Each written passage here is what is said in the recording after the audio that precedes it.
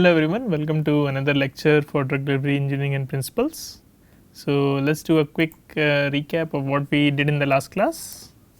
So in the last class we had talked about polymer drug conjugates and then we further discussed that the pegylation is one of the most widely used strategies for polymer drug conjugates. It increases the residence time, it lets your drug to be more soluble, it needs to be more effective and controlled release as well. But then what we discussed is now that the PEG is very widely used not only with the polymer drug conjugates, but with also some cosmetic products like creams and eye drops, people are now starting to report anti-PEG antibodies against this PEG polymer. So because of these antibodies now being produced, there is a risk that the people may already have these antibodies, and once you inject whatever you are trying to deliver, the presence of these antibodies will cause rapid clearance. So the job of the antibody is essentially to bind and alert the immune response that this is something foreign, and that is also going to cause severe reaction and inflammation. So it could be actually quite dangerous for people to get these PEG products if they have PEG antibodies in them. Then we discussed that what are the other polymers that we can use as an alternative to PEG for conjugation to drugs. So even though as I said PEG was most widely used, there were other research simultaneously that was going on other polymers that could be used. So we discussed few of those. One of the major ones we discussed was polyoigma, which is a very similar polymer to PEG, but instead of a long chain PEG, it has a long backbone on which small PEG units are then attached. So essentially PEG, if I say this is PEG with lots of ether bonds, in case of this polyoigma,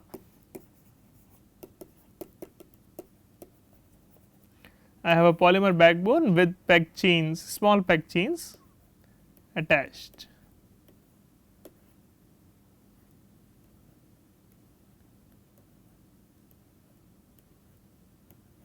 The reason why this has not generated antibodies is still not very clear. There are reports saying that because these units are so small, they probably are not being able to bind to the receptors to which a long PEG chain molecule can bind. So typically the receptors in the immune system that binds to any kind of antigens require somewhere around 7 to 8 amino acid long chains, or in other terms we are talking about at least 700 to 800 Daltons, but with PEG that small unit that we have here. So if you remember, we were talking about EG3 or EG9, these are fairly small and they will not be able to bind to this receptor which requires at least 7 to 9 amino acids.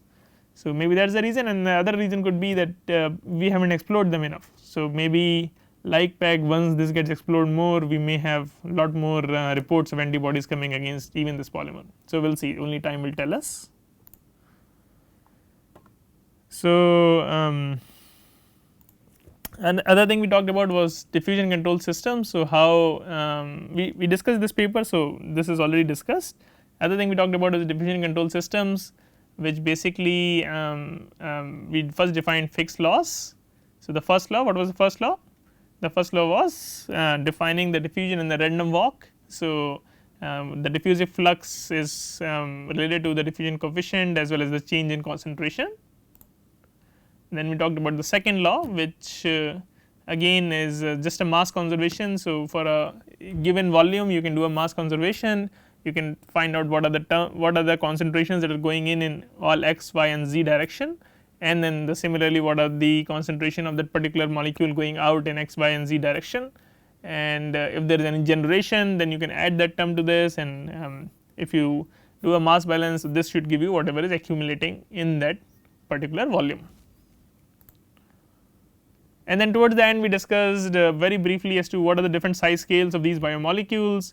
We found that proteins are fairly large molecules from 1 nanometer to 10 nanometers, even though the molecular weight may go quite high. So 5 kilodalton to let us say 5000 kilodalton, the molecular weight is not going to change a whole lot, their radius is not going to change a whole lot, they will only vary from 1 to 5 nanometer because there is a cube root relationship.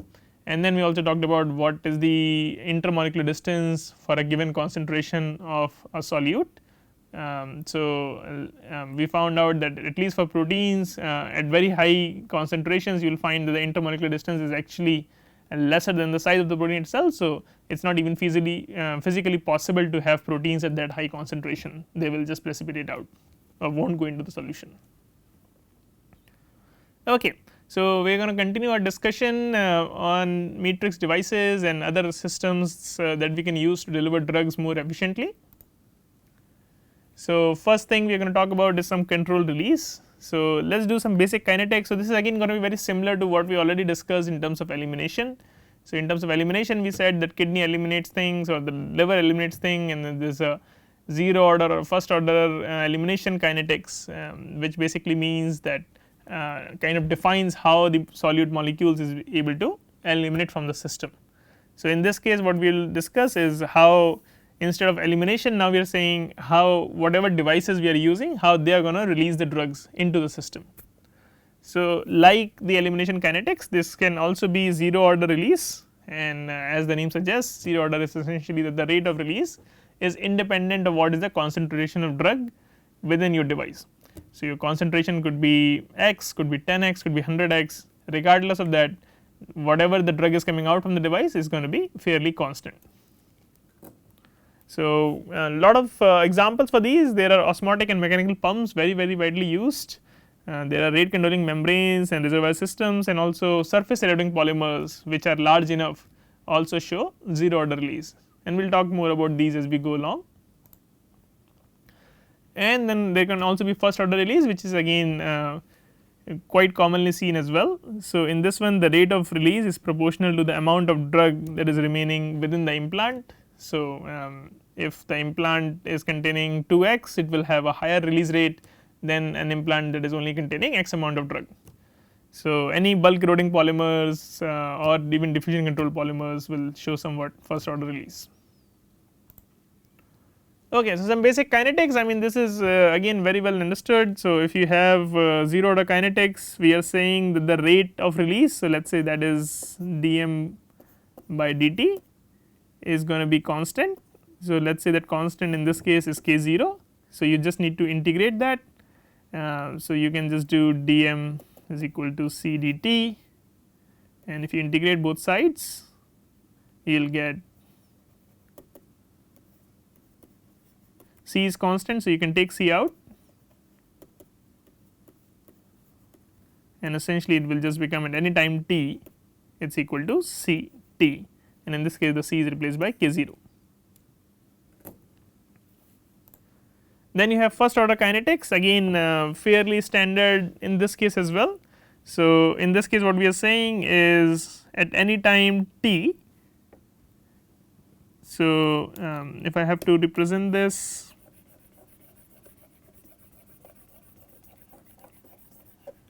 we are saying that at any time t, dm by dt will be equal to, will be proportional to the amount remaining.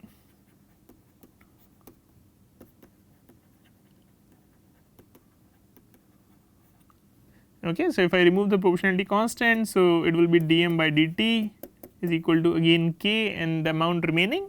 And what is the amount remaining? So, we know what is the initial amount that is there. Let us say that is m infinity, the amount that gets released at the time infinity, whatever the drug was loaded, and then the amount that is already released at the time. So, if I am saying this is a time t,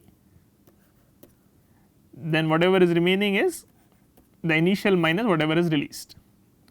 Now, if I have to integrate this, I can easily integrate this by separation of variables.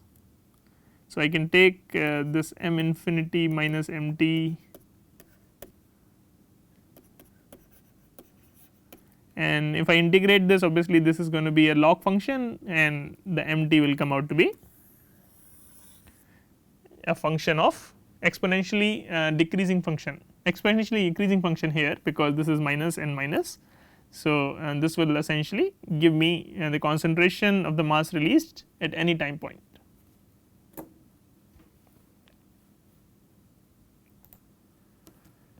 Okay, so let us talk about reservoir systems now that we have that out of the way. So, what are reservoir systems? Reservoir systems are essentially a super saturated drug reservoir. So, typically when you are talking about these implants and these reservoirs, you are loading lots and lots of drug in these systems, and so your reservoir will then contain quite a lot of your drug, and so you can consider the drug in the reservoir to be very high. So, even if at initial times at least or for quite a bit of time, whatever amount is releasing is still negligible to whatever amount is remaining. So, in that case what we are saying is this m infinity minus mt, for most of the initial times this mt is still very low compared to m infinity. So, this can be approximated as m infinity itself, and so that is why this rate of change is as we saw from the previous slide, that this essentially is dm by dt is proportional to this, and as we are saying that this is equal to m infinity itself, that would mean that this is also constant. So, this becomes a 0 order kinetics. Okay, so these can have various kinds of conformation. Typically you have a reservoir which is then surrounded by some kind of a polymeric membrane, or could be some other membrane as well, and then these typically can have any conformation you want, could have a planar configuration, could have a spherical configuration. So, the skin patches are a good example of this. You have a reservoir kind of sandwiched between two membranes, one is obviously non permeable and another semi permeable that is attached to the skin, and then the drugs can release from this reservoir through this membrane into the skin.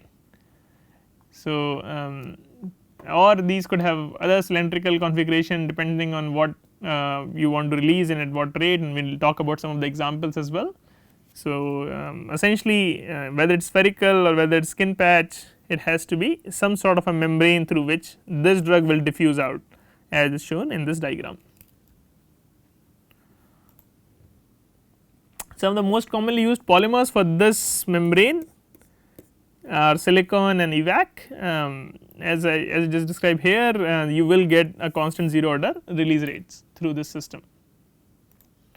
So, what are some of the advantages that these provide?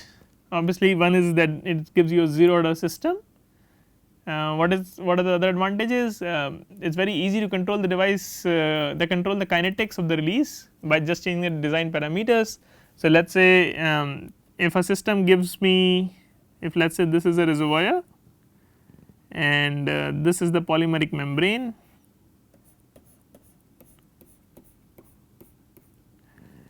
and let us say I am getting a release rate of 0.1 milligram drug per day, and now I want to change the system so that this increases. All I have to do is just reduce the thickness of this polymeric membrane. Once I reduce the thickness of this polymeric membrane, this rate will go up, and vice versa. If I want to decrease this rate, then all I have to do is just increase the polymeric membrane. I can also change the design itself. So, I can make this smaller. So, now there is a less area through which the drug is diffusing out. So, that will reduce the release rate, or I can make this much larger with the same amount of drug, and in that case now there is a lot more area through which the drug can go out into the system, and so that is going to increase the release rate of the drug. So, it gives you a lot of control in terms of design parameters. What are some of the disadvantages of this system? So, one disadvantage is non degradable. So, if I am implanting this in the body, you will have to get another surgery to either remove it, or it will always be in your body, which may cause some adverse effect. Typically these systems which are diffusing through these membranes, they only really work for low molecular weight drugs. So, if you have high molecular weight drugs, something in 100 kilodaltons or 1000 kilodaltons, these porosities through these polymeric membranes are not good. So, you can't really deliver very high molecular weight drugs through this system. Although there have been lots of technologies that have developed to make reservoir systems compatible with that, and we will talk about that in next couple of slides. Leaks can be very dangerous. So, let us say now I have an implant that is implanted under my skin in my arm, What if due to some reason, maybe due to some accident or maybe just the mechanical properties of the device itself, there is a crack in the device. Now what will happen is all the drug is going to come out immediately, which will cause the supersaturated drug to now flood the system. And as we know, most of the drugs have certain toxicity at a certain range, and it is kind of conceivable that if all the reservoir comes out immediately, then the toxicity range will be very easily breached, and so leaks can be very dangerous. It could be toxic, could even cause death. And then of course, unless it is a skin patch, if you are implanting this, then the surgical cost also becomes quite significant. You will have to go to hospitals, the medical practitioner will have to give you some anesthesia, and then they will have to perform surgery in a sterile environment. So, all of those costs add up, and not to mention it is fairly non-invasive, it is fairly invasive at that point of time. So, let us talk about some of the kinetics here. So, let us start with a reservoir type system. So, this is essentially what we described in the previous slide. And so, what you can do is you can set up your using your fixed laws, you can set up the diffusion kinetics here. So, let us say this is the drug reservoir with a concentration CR. This polymeric membrane has been zoomed in here, and so what you are looking at is because now there is a higher concentration of drug here, and this we can considering saying tissue, and let us assume that tissue concentration is very low compared to the concentration in the reservoir, which is how the system is designed anyways. So, we can almost assume it to be 0. So, there will be some sort of concentration gradient, it may not be linear, it may be some other form as well, it could be something like this or something like this, but there will be some concentration gradient going from here to here, and because of that we can now use the diffusion equations to do that. So, let us say at the time 0 the concentration in the polymer membrane is Cp. Why is Cp different from Cr? That is because it is a different sort of a network. This is kind of a reservoir. The solubility in the polymeric membrane of the drug will also define that Cp is different from Cr. And so, now let us say so what will be my boundary conditions? Again, using the fixed law equation we have this. Now, we are defining the boundary condition. So, at time t equal to 0 I am saying that the device is formed, the device has enough time before it is used in the patient, that the concentration of the polymeric membrane across the whole polymeric membrane is Cp. So, this is what it is said here. So, this is essentially x equal to 0 and this is x equal to L. Now, what are the other boundary conditions that I have? So, now I am saying that the Cp at x equal to 0 at any time greater than 0 is Cp1, which is of course going to be some sort of a variable, and then Cp at time t greater than 0 at x equal to L is Cp2, right. So, these are now my initial conditions set up. I can go ahead and solve this using various numerical methods, and what I get is a equation which is relatively long solution and looks like this. But if you look closely here, you have exponential terms that have a minus t in the exponent. So, what will happen when this t is very large? So, at t reaching infinity you can essentially neglect these terms. So, because this is going to go to 0 and then the sign 0 will be 0. So, all of these terms can be neglected,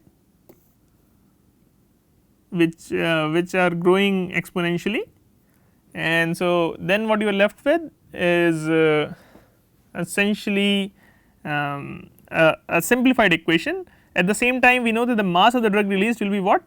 Will be area through which it is coming out, the diffusion coefficient and the rate of change at any distance x, and this will be in this case at the distance L, because that is where it is exiting the system and going into the tissue.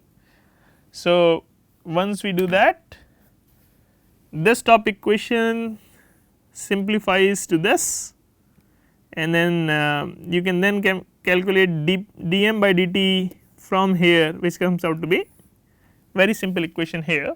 Obviously, this has some assumptions, the actual rate will be different, and essentially if you integrate this you get any, and the mass release at time t, the total mass release at time t is equivalent to the area, the surface area through which it is releasing, the diffusion coefficient of the drug itself in that particular solvent through the polymeric carrier, the partition coefficient of the drug.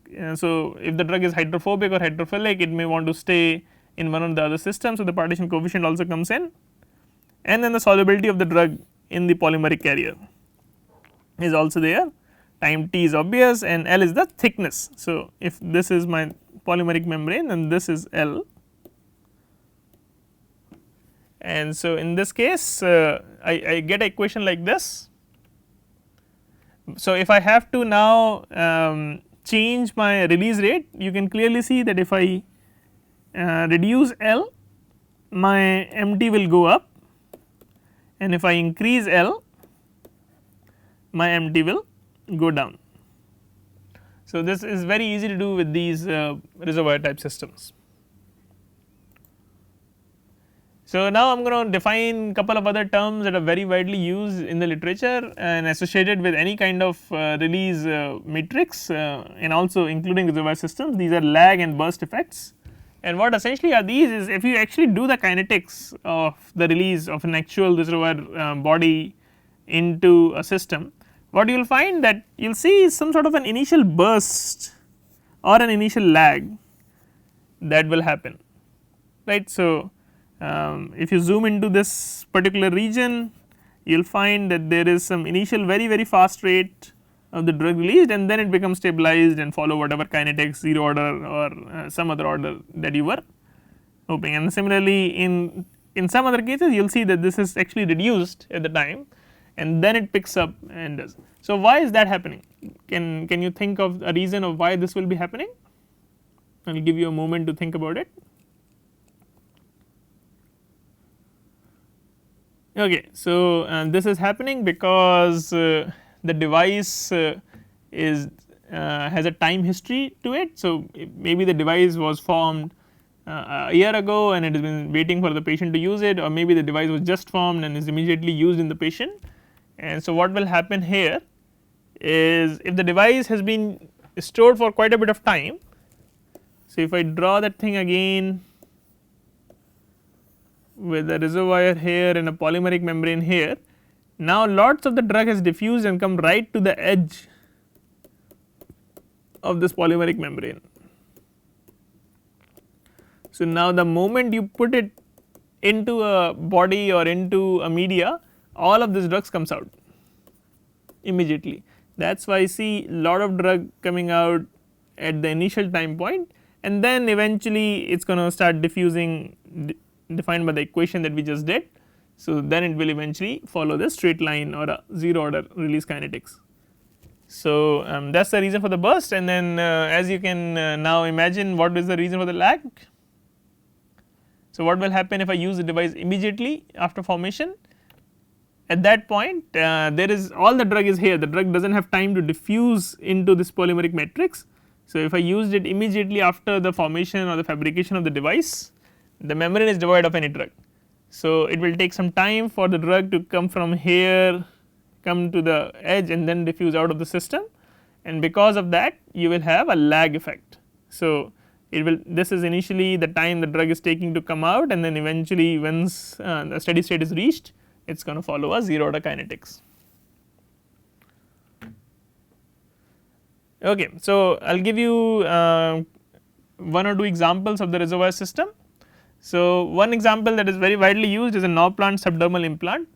So, it is a contraceptive implant essentially to prevent pregnancies, and what it contains is a 6 flexible closed capsules of a polymer which is dimethylsiloxane, and then the drug that is contained there is this.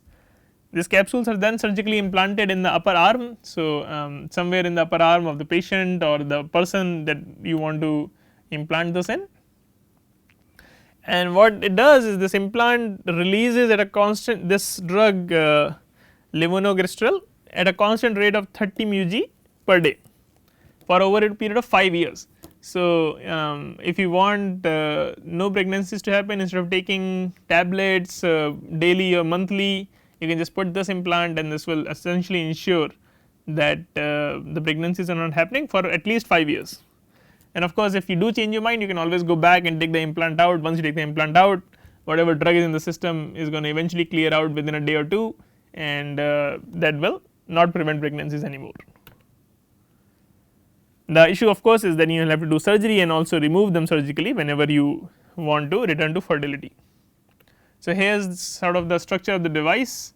So, you have this drug loaded in this implant, and you have a seal on both sides, which is a kind of a silicone adhesive to make sure that the drug is not leaking, and then these side walls, the cylindrical shaped side walls are essentially what causes the diffusion of this drug, which are very slow diffusion, as we just said 30 μg per ml per day, and that is how this drug is constantly released.